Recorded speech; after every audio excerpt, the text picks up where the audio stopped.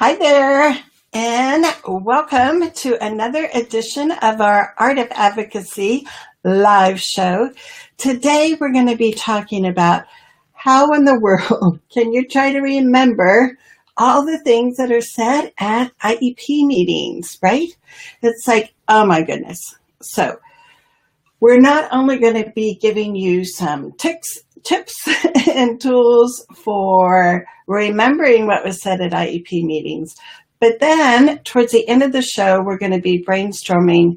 Now that you have this wealth of information from your meeting, how do you use it? So stay tuned with us because we're going to have an action-packed show from the beginning to the end. So a lot of times when we think of, what are our choices for trying to remember what happened at these important meetings, one, we can just rely on our memory. And some of us, my guess is that some of us might have better memories than others. Two, you could take notes, or you could invite a friend to come with you and your friend can be the note taker. If your district uses meeting minutes, you could rely on the meeting minutes. And the last choice is you could record the meeting. So if you're here with us live or if you're watching us on the replay, type in the comments, how do you remember all the things that are said at IEP meetings? Do you take your own notes? Do you have a friend to do that? Do you just get those meeting minutes at the end and assume, I hope they captured everything? Or do you bring something with you to record the meeting? So if you are here with us, give us a shout out so we can say hi. All right, Raylene says that she records. Cool. And Raylene, can you tell us, do you use your phone? Do you use a tablet? And what app you use? Because I know there's a variety of apps. So I think if we can give ones that we recommend to parents, that would be cool. So if you can let us know, Raylene, what you use, and if you have an app on your phone or something that you use, so we can share that with everybody. What I've been using is an app on my iPad, and I use the app called SoundNote. But I know I have another friend who's an advocate, and she likes to use her smartphone, and she uses an app called Audio Memos. And she says it actually works better on iPhones than it does on Androids. Okay, cool. So Daylene says that she uses a digital recorder. And so that's awesome. And usually the digital recorders are just these, pretty small things. They're not like these big cassette recorders that we used to use. And it makes it really a slick way to capture everything that was said at the meeting. One of the things that I think is important is that we give the school a heads up that we plan on recording. Because usually then they'll want to bring a recorder.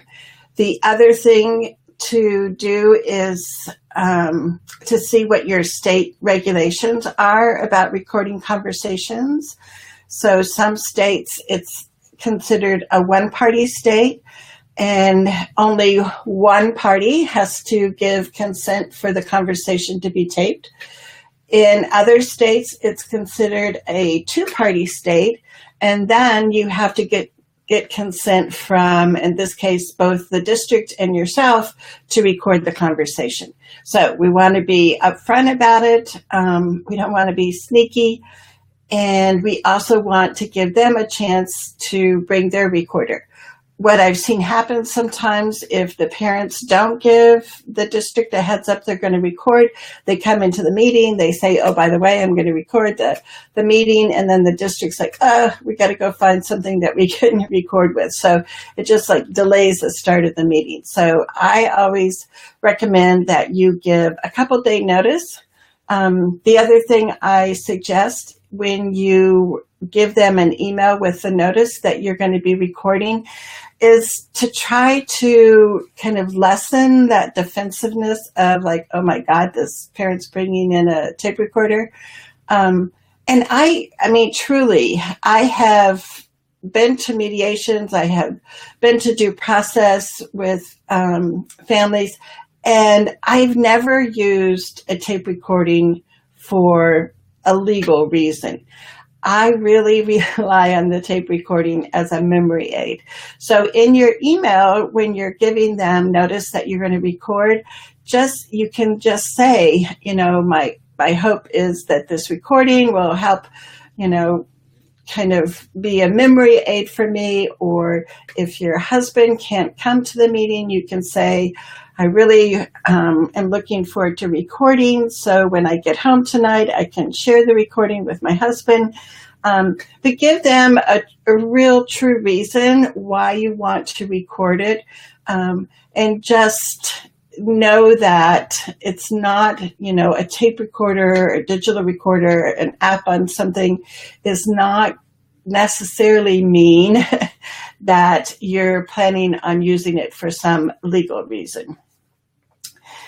And then the other thing that I've used in the past that I wanted to share with you is this really cool pen. It's called a LiveScribe pen. And so let me pull up a picture here of it. So this is like so James Bond. It's like amazing. So in this pen, you have like amazing technology. And it not only does the audio recording of the conversation, the meeting, the lecture, whatever, but it also has this infrared camera in the pen that will take pictures of the notes that you write for the meeting. And you can then, at the end of the meeting, you can stop the recording with the pen, but you have captured not only the audio, but also any physical notes that you've written. So let me show you here. In my advocacy toolkit, this is my iPad, like I said, that I usually use now, and I use the SoundNote app on it. But the LiveScribe pen, I've kind of gotten away from. I had a couple glitches with the technology, but I really think I want to try and start using this again because it really is pretty amazing. So you buy this, and I meant to look up the price before we went on the air, but like several years ago when I bought it, it was like about $100, which is pretty amazing because it's got like several gigs of memory in the pen. So you can use it for quite a while. And then when your memory is getting full in the pen, you can plug it into your computer and you can download all the audio recordings into your computer. So what you need is you need the pen, and then you need paper, and you can buy notebooks that have this special paper in them, or you can even, and it's kind of hard to see, you can even download this special paper from your computer and print it off. But basically what you do is, and I've got one meeting in here, is you can start taking notes, and at the bottom of the page, it tells you to press the pin here to start recording. And I'm going to show you on a blank page so I don't reveal any private notes. But But as you start taking notes, like I said, there's an infrared camera in here that will take a picture of everything that you're writing. Plus, there's a microphone, so it's picking up the audio. And so you can go along, and if you want, you can just make some bullet notes. But what I like is when you're done, you press so the pen stops recording. But then you can go back later and you can say, in the middle of the meeting, we were talking about what elective classes my son could take. I can't remember exactly what the choices were. Where you take your pen and you go back to the note that you wrote about elective classes, you touch the pen to the paper where that bullet point is, and it will automatically rewind for you instantaneously, and it will bring up that conversation about the elective classes. So this is just like, I don't know, to me, pretty amazing. Like I said, that it's almost like a James Bond technology. I mean, it's a little bit fatter than a lot of pens, but I mean, what's inside of this is, I don't know, it's just blows my mind. The other nice thing about the LiveScribe pen is once you have your audio recording and your picture of your notes, you can go home and plug your pen into your computer. And then on your computer screen, it will bring up your note page. Then you can use your mouse and click on different parts of the notes and hear right on your computer that part of the conversation. So this is like a great advocacy tool that I encourage you to use and keep in your advocacy toolbox. The other thing is when our son Dylan was starting to attend classes at the University of Colorado at Colorado Springs, I knew if I asked Dylan, so what did the history teacher talk about today in class, I wouldn't get much information. So Dylan bought his own LiveScribe pen, and he had a notebook. And what he would do is he would just write number 1 at the beginning when the professor started talking. And then after a few minutes, he would write a number 2. He would write a number 3 and maybe a key word. But when he came home, I would say, Dylan, what did they say at, the beginning of your class? What your new assignment's going to be. If he couldn't remember, he can just touch the pen to the paper for number 1. And right from the pen, we could hear the professor giving the new assignment. So this is an awesome assistive tech device that your child can use in school.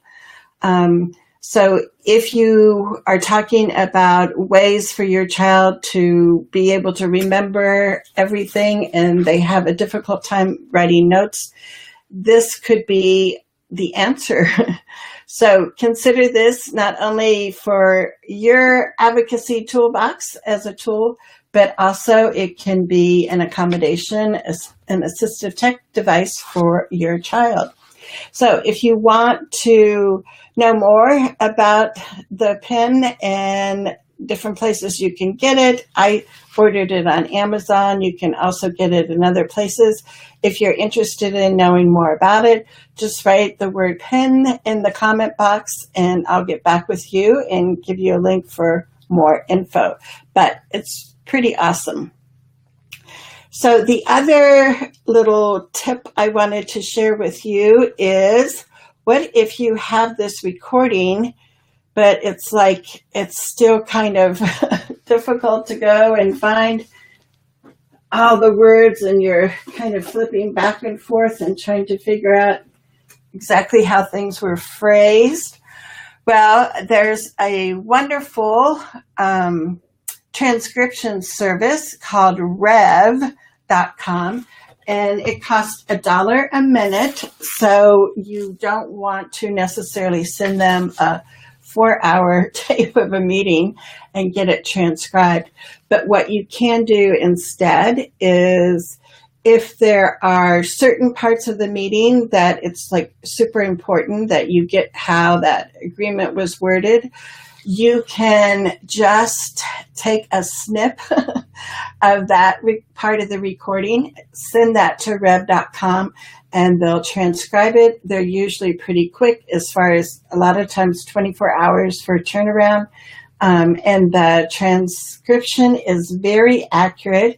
They do a wonderful job of capturing different voices because, in the meeting, there's different people speaking up.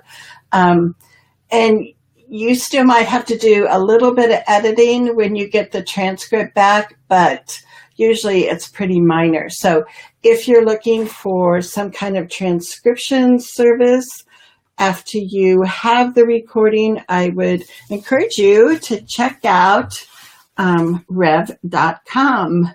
And Tatiana says, yes, that she's used it in the past and she loves Rev. Hey, Jen. Jen is with us, and she says that she wants more information about the pen. So, yes, when our video is done, Jen, I'll come back in and I'll give you the link for it. I don't know. It's just kind of mind-boggling to me as far as what can happen these days with technology. And like I said, it's not only a good advocacy tool, but it can be a wonderful tool for your child at school. The other thing that I wanted to talk about was, we have now these recordings of our meetings, and most of the time we just kind of keep it in our recorder or it stays on our phone app or whatever. But I really encourage you to go back and to listen to that meeting because there's like such rich information. And what I think is really helpful is if you're going to an IEP review meeting this fall, you recorded the meeting that you had last fall, or if you had a meeting in the springtime, use that recording as a memory jogger. Go back and listen to it because you'll be surprised how many other things that you'll pick up. So I know I was getting ready to go to an IEP meeting, and I thought, I've got the recording from last year's. I want to go back and listen to that.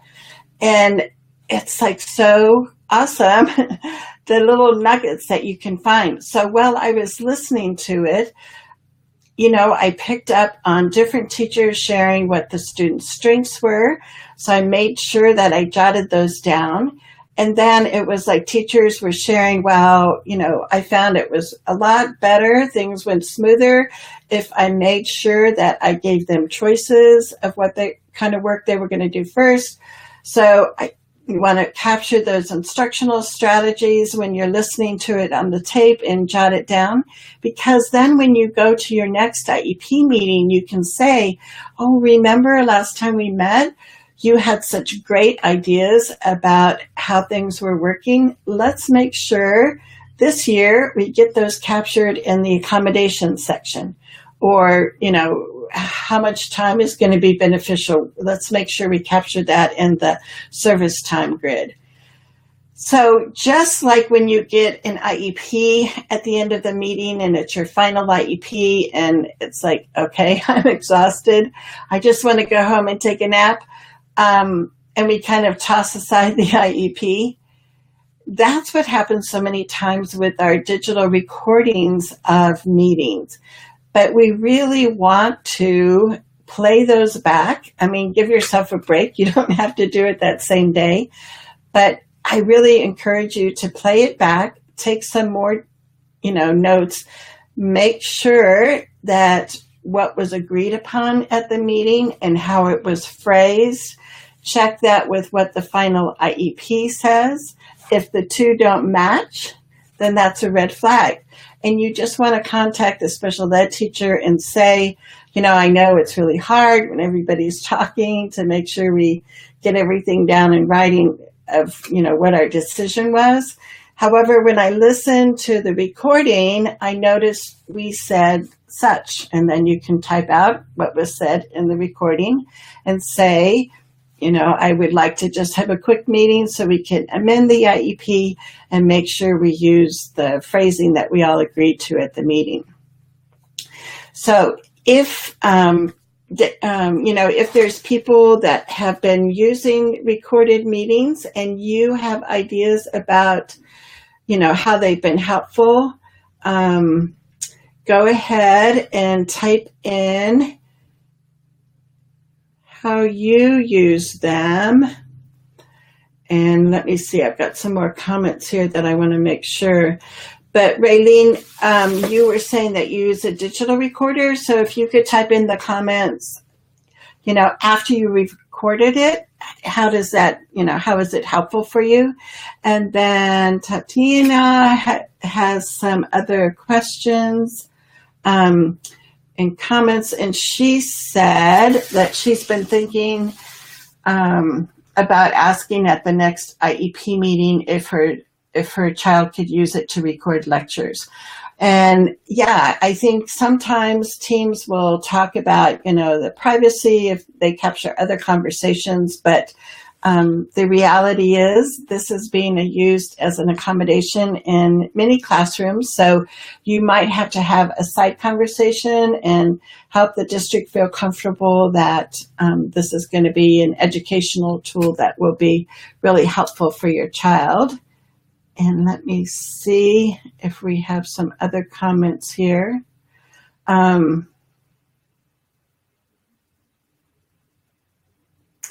Yes, and Tatiana asks, we still have to notify them about the recording. I always recommend that you notify them ahead of time, because usually when a parent records a meeting, they want to record the meeting and you just want to give them time to, figure out what kind of digital recorder or app they're going to use and make sure they have it for the meeting. And yes, for the LiveScribe pen, you do need to use special paper, and their notebooks are, inexpensive to buy, but they also give you directions on how you can print out the paper to use with the LiveScribe pen just from your computer. So you don't have to, get one of the notebooks that comes with it. But I'll give you the link for all that info when our live streaming is done. So here, so she was saying that she did record and that she felt like it was a whole new meeting. It was so bad, I didn't realize that during the meeting, as far as listening back to your recording. And it is hard to kind of digest all those conversations, because when you're in an IEP meeting, it's like there's so much, kind of being thrown at you that it's like, how do you respond? How do you, how do you make sure that you get your ideas included in the IEP document? So having that recording, I think, helps us also to reflect. That's what I do as an advocate after the meeting, especially like if I have a distance that I have to drive home to. I'll listen to the recording as I'm driving home. And some of the things that I look for as far as, personal goals that I want to improve on is, how many questions did I ask? Did I interrupt at all? Did I let the person finish their sentence or their point that they were making before I jumped in there and tried to make a point? So having the recording is not just useful for documentation, like, no, this is what we really said, but having the recording and listening back helps you as a parent go, wow, I did a really good job asking those clarifying questions, and look what a difference made. Or it's like, boy, look at how many people kept interrupting each other during the meeting. So that could be a signal. The next time I go to an IEP meeting at the school, I'm going to talk to the special ed teacher ahead of time and say, when I listened to the recording of our last meeting, I just noticed that all of us were interrupting each other so much. So, can we make a ground rule and kind of keep people on track of one person speaking at a time? So the information that you can get from that recording really can help you in a lot of different ways. And let's see if we have any other comments. So Raylene says, while recording, I take a few notes, and when there is something I want to review, I note the time so I can go to that time on the recorder.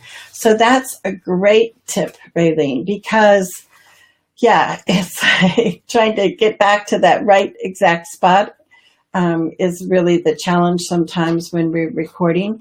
But yeah, if you're making notes and you're keeping track of kind of like the highlights, and you can just jot down the time when that was decided as far as what the placement was going to be, or there was a decision made about how much service time was going to be granted, jot down that time. So when you go back to listen to it, you know that timestamp of where to go and be able to hear that. If you have any other tips. So yes, so she says, you're so correct. I learned a lot about myself after listening to the recording, especially my voice. It showed how annoyed I was, even though it was not my intention. And that's it. I mean, like I said, besides a documentation of the meeting, we can use it as kind of a self-assessment. And it's like, boy, I need to remember to start out with some positive statements instead of just kind of immediately, asking in a strong way for, show me the data, show me the examples, but to start out the meeting with some friendly chit chat and, making sure that we feel comfortable and that we are working together as a team. So your tone of voice makes a huge difference. Your body language makes a difference. Now, on an audio recording, you're not going to be able to see your body language, but that can be something else that when you reflect on the meeting, you can say, I did that the other day. I was at a meeting and I thought, and I didn't have my arms crossed, right? So that's good. But I don't know, I felt like maybe I was like too forward at the table and too direct, and maybe I could have sat back a little bit in my chair. So all of these things sound like, kind of trivial, but when we're working with people and we're building relationships and we're trying to collaborate, body language, tone of voice, all of that really does impact on how we see each other and how well our message is going to be received. So I just am so glad that you are here live with us, because these are great comments and great tips. If you're watching the replay, feel free to comment, because people can always come back and watch the replay and they can see your comments and respond to them. So let me see if we have any other tips or questions. I think we did a great job. So I just want to thank you for always being here and wanting to improve your advocacy skills for your child. There are ways that we can use technology to help us so we don't forget what happened at the meeting, so we don't forget how we sounded at the meeting. So I encourage you to explore ideas. It can be as simple as a digital recorder, something on your phone or your iPad or tablet. Remember, there are transcription services available. The one that I really recommend is rev.com. And I recommend, if you only want to get a piece of it transcribed, to just give them that snippet of your audio. Until we come back on next Thursday, Our show is always live Thursdays at noon Mountain Time. So until next Thursday, I hope you have a wonderful week. If your kids are back in school, I hope these first few days have been going well. Keep those lines of communication open. The more we can build, more trusting relationships, the better it's going to be for our kiddos during the school year. So enjoy your week and your upcoming weekend, and I shall see you next Thursday. Take care.